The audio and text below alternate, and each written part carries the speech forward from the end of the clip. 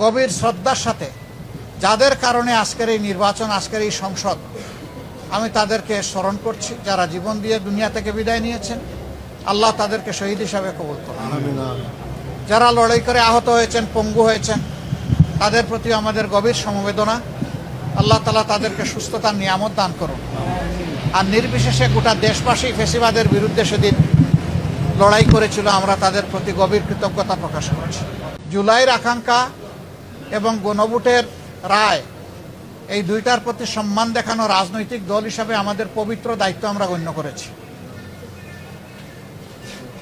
আমরা গণভোটের রায়কে সম্মান করেছি, জুলাইয়ের আকাঙ্ক্ষাকে সম্মান করেছি, যারা আমাদেরকে ভোট দিয়েছেন তাদেরকে সম্মান করেছি, এবং আমরা একমত হয়েছি যে এই শপথ নেওয়া আমাদের কর্তব্য।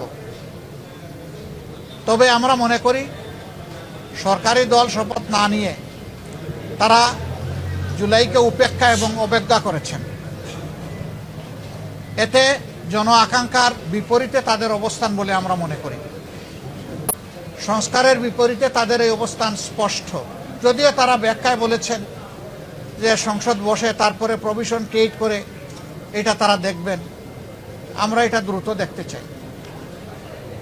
যদি তারা জুলাইকে সম্মান করেন, যদি সংস্কারকে তারা ধারণ করেন, যদি আজকে যিনি প্রধানমন্ত্রী শপথ নেবেন তিনি নিজেও নির্বাচনী ক্যাম্পেইনে গিয়ে বলেছেন যে আপনারা গণভোটে হা বলুন, যদি এর প্রতি তারা শ্রদ্ধাশীল হন, আমরা মনে করি তারা ওই শপথটাও নেবেন। কার কাছে শপথ নেবেন সে দাবি আমরা করব না।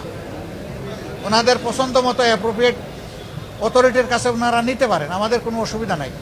কিন্তু আমরা দেখতে চাই জুলাই সম্মানিত হয়েছে এবং জুলাই স্বীকৃত হয়েছে।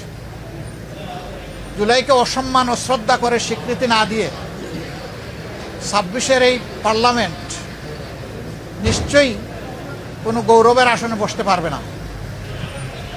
আমরা আশা করেছিলাম তারাও শপথ নেবেন দুইটা, আমরাও নিব দুইটা সকালবেলা।